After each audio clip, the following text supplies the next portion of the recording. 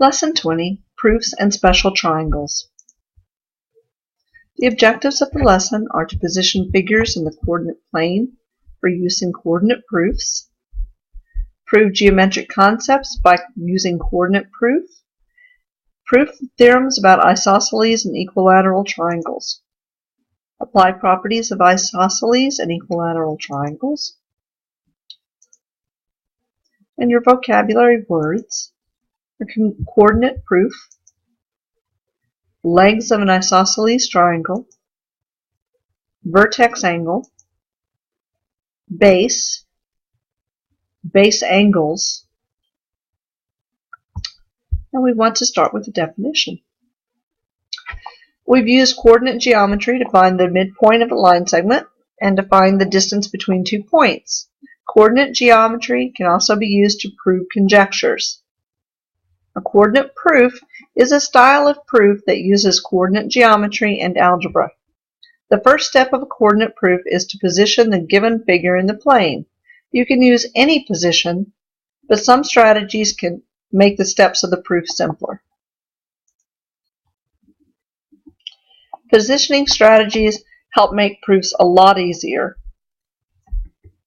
These strategies would be: use the origin as a vertex, keeping the figure in quadrant 1.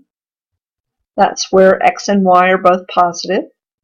Center the figure at the origin. Center a side of the figure at the origin. Use one or both axes as sides of the figure. So example 1, we want to position a square with a side length of 6 units in the coordinate plane. You can put one corner of the square at the origin.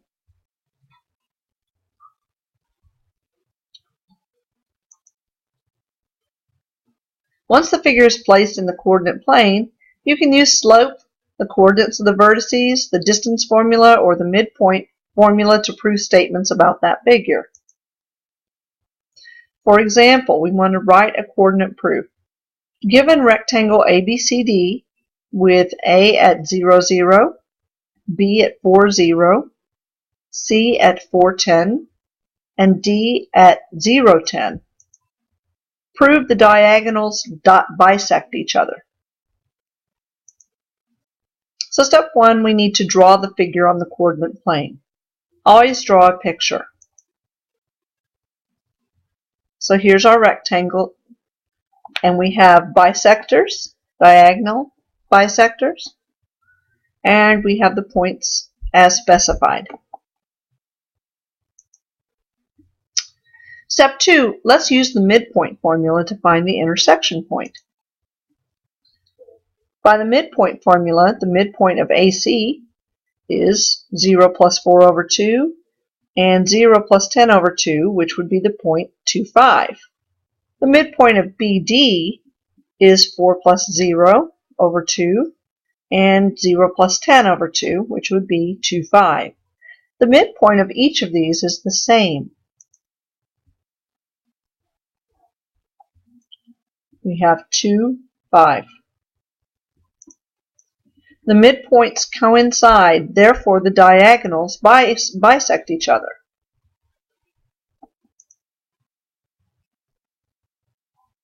A coordinate proof can also be used to prove that a certain relationship is always true. You can prove that a statement is true for all right triangles without knowing the side lengths. To do this, assign variables as coordinates of the vertices. Position each figure in the coordinate plane and give the coordinates of each vertex. A rectangle with width m and length twice the width.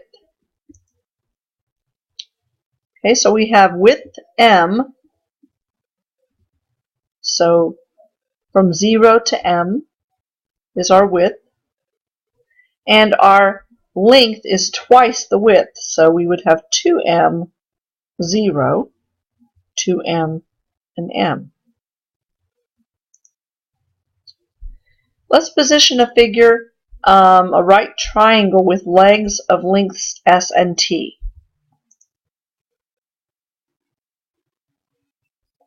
We start at the 0, 0 point, for a vertex. Our right angle is right here. And then we have 0s, and we have T0. We know which one to make 0 because all values of x are 0 if they are on the y-axis, and all values of y are 0 if they are on the x-axis. Do not use both axes when positioning a figure unless you know the figure has a right angle. If a coordinate proof requires calculations with fractions, choose coordinates that make the calculations simpler. For example, use multiples of 2 when you are to find coordinates of a midpoint. Once you have assigned the coordinates of the vertices, and the procedure of the proof is the same, except that your calculations will involve variables. Let's look at an example, writing a coordinate proof. We have rectangle PQRS. We want to prove the diagonals are congruent. First, we need to assign coordinates to each vertex. The coordinates of P are 0b. The coordinates of Q are AB. The coordinates of R are A0. And the coordinates of S are 0, 0. Like this. We position the figure in the coordinate plane, and we can see these coordinates. Step 3, we want to write a coordinate proof. By the distance formula, PR, if we draw the diagonal here, equals a squared plus b squared, and the square root of that, and QS also equals a squared plus b squared. Thus, the diagonals are congruent. Recall that an isosceles triangle has at least 2 congruent sides. The congruent sides are called the legs. The vertex angle is the angle formed by the legs. The side opposite the vertex angle is called the base. And the base angles are the 2 angles that have the base as a side. In our figure, 3 is the vertex angle. Angle 1 and angle 2 are the base angles.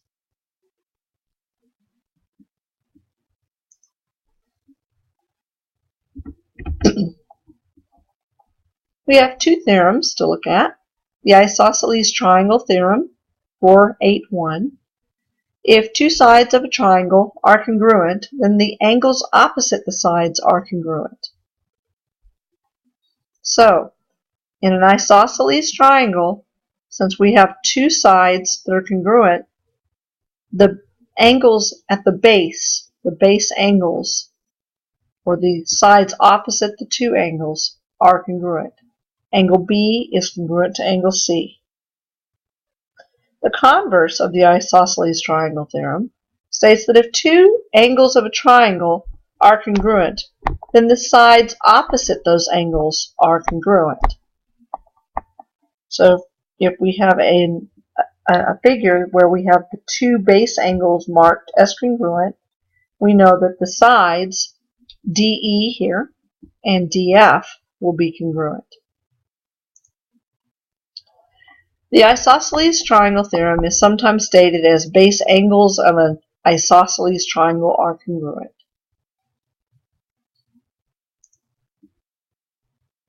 Let's look at an astronomy application. The length of yx is 20 feet. Explain why the length of yz is the same. So let's take a look.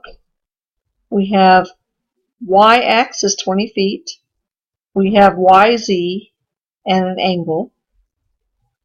And we have another angle here, angle x. And it's 40 degrees. The measure of angle YZX is 180 degrees minus 40, 140. So the measure is 40 degrees.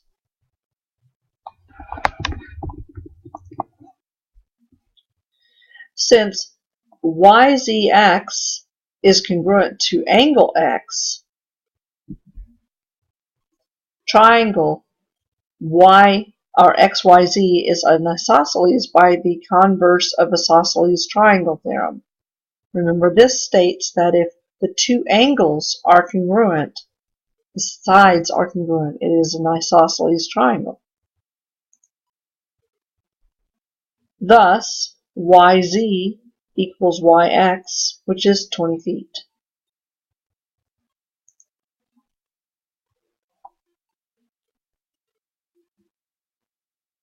Let's find the measure of angle F. First of all, we already know that the measure of angle F is equal to the measure of angle D, which equals X degrees. This is by the isosceles triangle theorem. We name X as our angle measurement because we don't know what it is. So the measure of angle F plus the measure of angle D plus the measure of angle A equals 180 degrees. This is the triangle sum theorem. X plus 22 equals 180.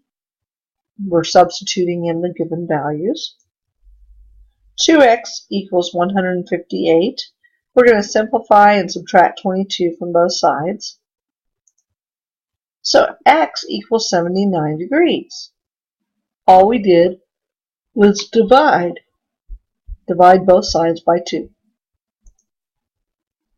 Thus, the measure of angle F is 79 degrees. If we want to find the measure of angle G in this figure, you can see that we have some algebra to do. We know that the measure of angle J equals the measure of angle G by the isosceles triangle theorem. Since these two sides are congruent, then the base angles will be congruent. So x plus 44 equals 3x degrees. We're just substituting in the values that we have.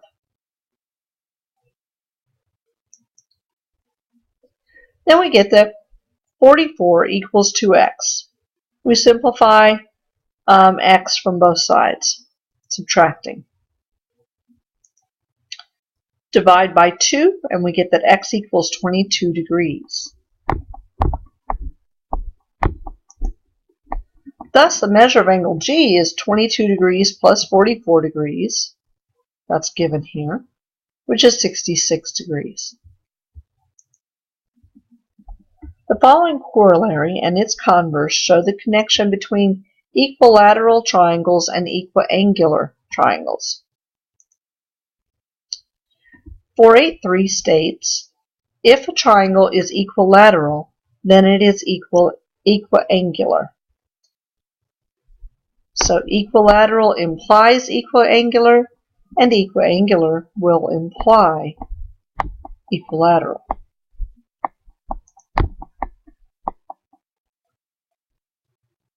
And that would be corollary 484.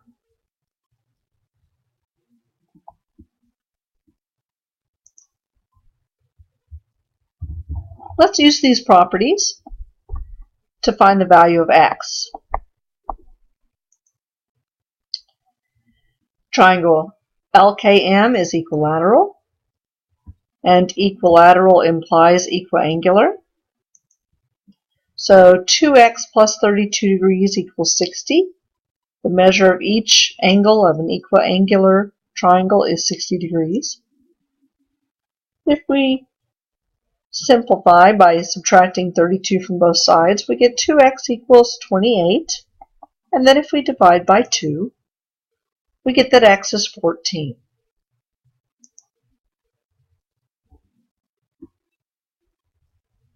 Let's look at another one. Find the value of y.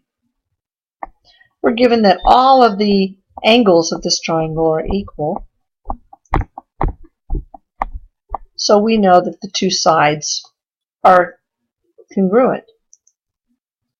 So 5y minus 6 equals 4y plus 12.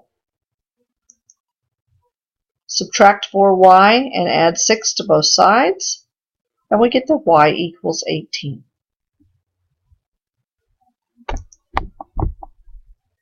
Let's prove that the segment joining the midpoints of two sides of an isosceles triangle is half the base. Given an isosceles triangle ABC, x is the midpoint of AB, y is the midpoint of AC. Let's prove xy equals half of AC. First, we want to draw a diagram and place the coordinates as shown.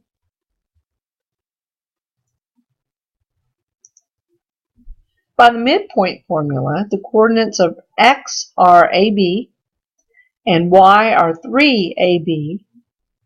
By the distance formula, xy equals 4a squared, which is 2a, and AC equals 4a. Therefore, xy is 1/2 of AC. Now you try. Position each figure in the coordinate plane and give the coordinates of each vertex. These are all described for you. Find each angle measure. Use what you know about isosceles triangles. And then use what you know about equilateral and equiangular triangles to find the value that's missing.